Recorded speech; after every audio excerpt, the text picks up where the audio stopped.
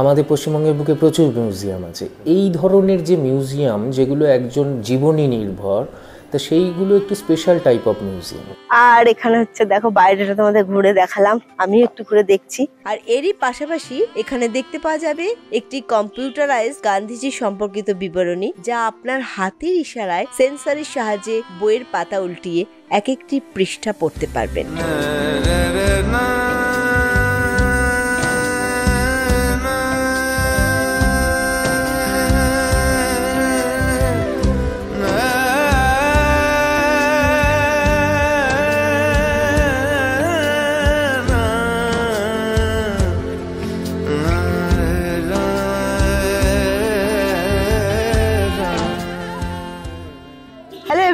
Welcome to a new blog. অনেকদিন পর তোমাদের সাথে একটা ব্লগ শেয়ার করছি। কেন এতদিন ইরেগুলার ছিলাম সেটা নয় পরে বলবো, কিন্তু আজকে একটা ভালো জায়গায় চলে এসেছি, ব্যারাকপুরের একদম ঐতিহাসিক জায়গা, যেটা হচ্ছে আমাদের গান্ধী স্মারক সংগ্রহালয়।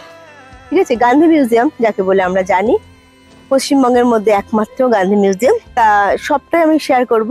আর তোমরা যদি আসতে চাও কি করে আসবে, সেটা হচ্ছে ব্যারাকপুর স্টেশনে তোমাদের আসতে হবে। ব্যারাকপুর স্টেশনে এলে ব্যারাকপুর স্টেশনে এসে তারপরে অটো বা টোটো করে তোমরা চলে আসতে পারবে।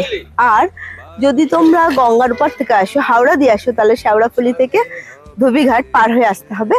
এলে তাহলে কিন্তু তোমরা এখানে চলে আসতে পারবে, খুব সহজ ব্যাপার। এখানে প্রতিটি ব্যক্তি যার বয়স 10 বছরের উপরে তার জন্য 10 টাকার টিকিট কাটতে হবে, আর ফরেনার হলে 50 টাকা পার পার্সন। চলো এবারে আমরা তাহলে গান্ধী মিউজিয়ামের ভিতরে যাই এবং দেখে নিই ঢুকতেই কি কি আমরা দেখতে পাই।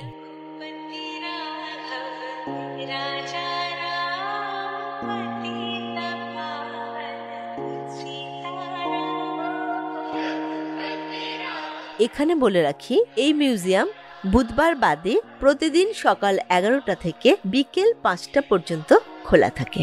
পুরো গ্রিন গ্রিন, একদম সবুজে সবুজ, ক্যান্টনমেন্ট এরিয়া বলে আরো সবুজ।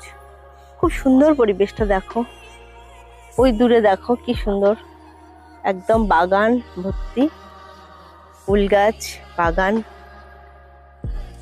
যদি একটু বেলা হয়ে গেছে, এখানে একটা গান্ধীজির স্ট্যাচু আছে, খুব সুন্দর।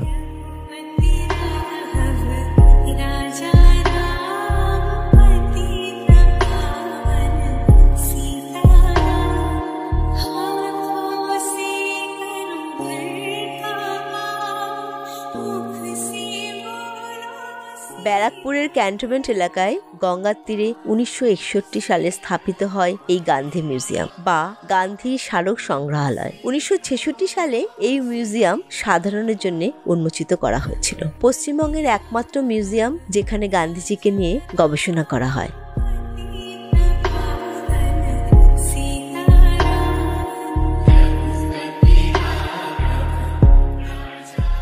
আর এখানে হচ্ছে দেখো বাইরেটা তোমাদের ঘুরে দেখালাম, আমি একটু ঘুরে দেখছি। এখন বাজে মোটামুটি কটা, এখন 4টে বাজতে যাচ্ছে। কি দারুণ না জায়গাটা। এবারে আমরা ভিতরে ঢুকবো।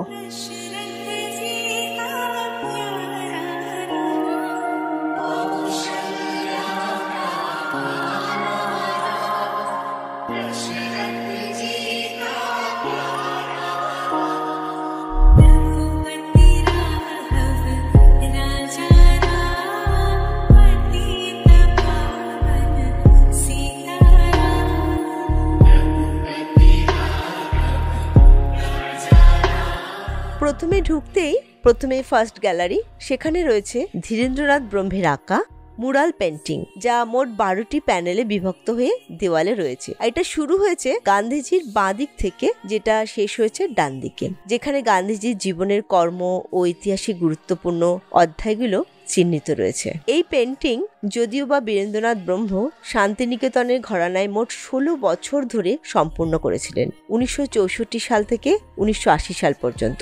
এটা হলো সবরমতী আশ্রমের মিনিয়েচার। পাঞ্জাবের অত্যাচারের বিবরণী এখান থেকে প্রকাশিত হয় 1920 সালের 26 এপ্রিল। আর গান্ধীজির ডান্ডি অভিযান এই আশ্রম থেকে শুরু করেন 1930 সালে। আর 1933 সালের 1 আগস্ট কারাবরণের পর গান্ধীজি এই আশ্রম পরিত্যাগ করেন। সবরমতী আশ্রমের ঠিক উল্টো দিকে সেবাগ্রাম আশ্রমের মিনিয়েচার। 1933 সালের জুলাই মাসে গান্ধীজি তার সবরমতী অবস্থিত সত্যাগ্রহ আশ্রম ত্যাগ করেন এবং 1936 সালে তিনি তার আশ্রম আহমেদাবাদে সবরমতী থেকে মধ্য ভারতে ওয়ার্ধার সেবাগ্রামে স্থানান্তরিত করেন। এই আশ্রমই পরবর্তীকালে গান্ধীজির কর্মসূচির প্রধান কেন্দ্রতে পরিণত হয়। ফার্স্ট গ্যালারিতে আচার্য নন্দলাল বসুকৃত গান্ধী স্তম্ভের প্লাস্টারের তৈরি প্রতিকৃতিও তোমরা দেখতে পাবে।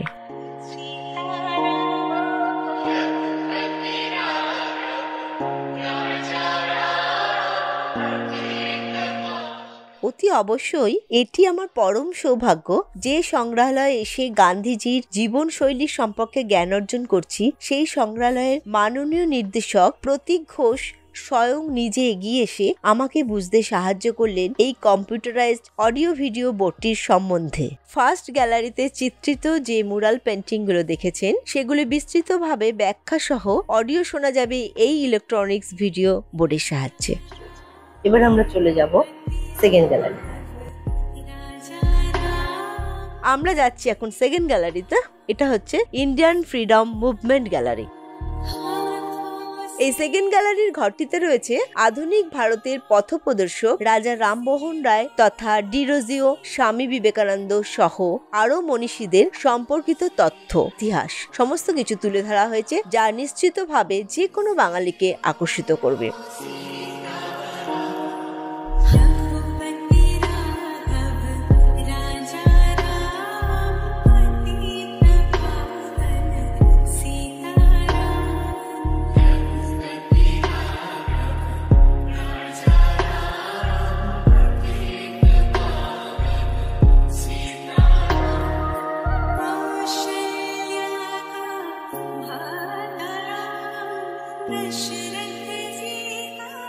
এই গ্যালারিতে দেখা যাবে স্বাধীনতা সংগ্রামের বিভিন্ন সময় মহাত্মা গান্ধীর ব্যবহৃত কিছু জিনিসপত্র।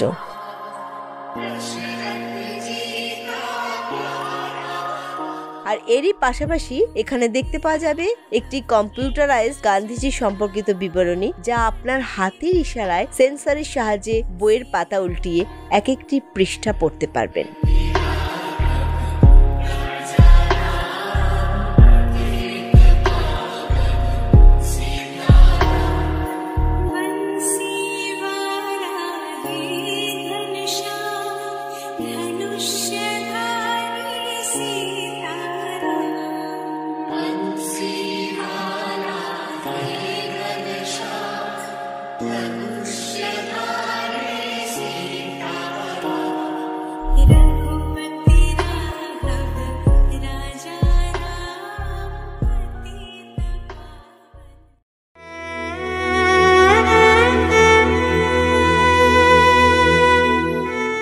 এটা হচ্ছে পরবর্তী গ্যালারি, থার্ড গ্যালারি।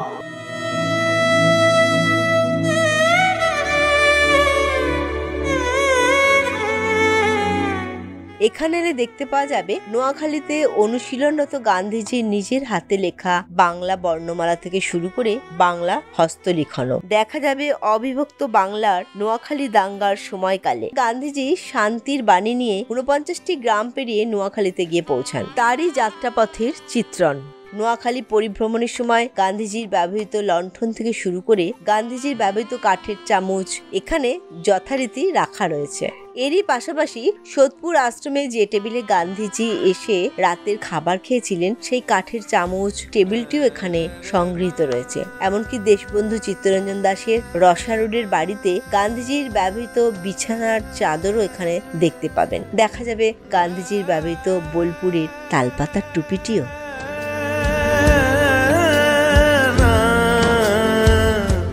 এবং থার্ড গ্যালারিতে আমরা গান্ধীজির চিতাভস্মটাও দেখতে পাবো।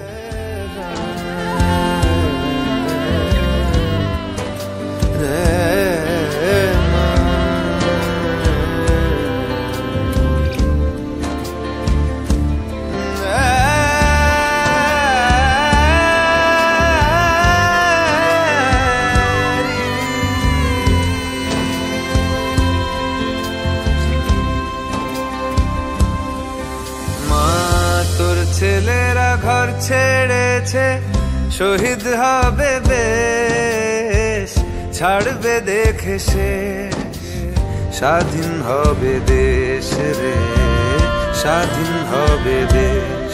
ও মা তোর ছেলেরা ঘর ছেড়েছে, মা তোর ছেলেরা ঘর ছেড়েছে, শহীদ হবে বেশ, ছাড়বে দেখে শেষ। স্বাধীন হবে দেশ রে, স্বাধীন হবে দেশ। এবারে আমরা চলে যাব ফোর্থ গ্যালারিতে, যেখানে দেখা যাবে গান্ধীজির বাল্যকালের বেশ কিছু দৃশ্য।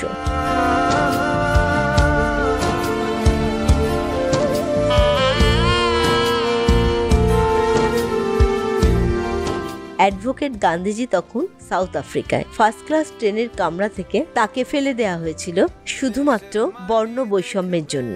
তার অবিকল একটি দৃশ্য এখানে তৈরি করা হয়েছে।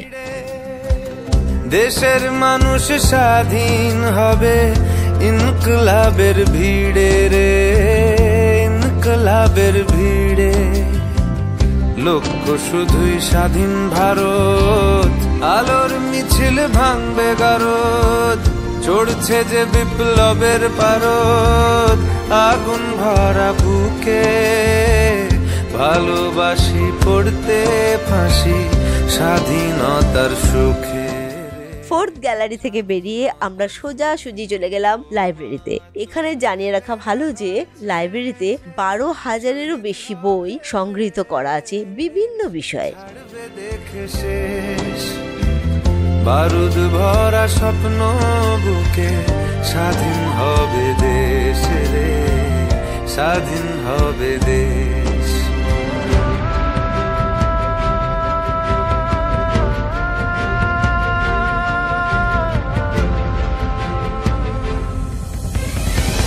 ঘুচবে শাসন, ঘুচবে শোষণ, উঠবে আবার মাথা।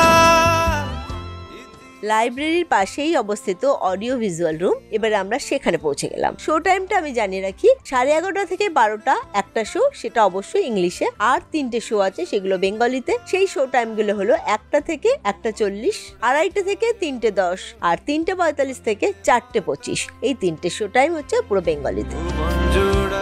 এই অডিও ভিজুয়াল রুমে স্বাধীনতা সংগ্রামের প্রতিটি পর্বের টুকরো টুকরো অংশ এখানে কিন্তু দেখানো হয়। সেই ব্যারাকপুর শহরের 1857 সালের সিপাহী বিদ্রোহ থেকে শুরু করে স্বাধীনোত্তর ভারতবর্ষের সকল অংশের মিশ্রিত একটি চলচ্চিত্র, যা উপস্থিত জনতার সামনে তুলে ধরা হয়।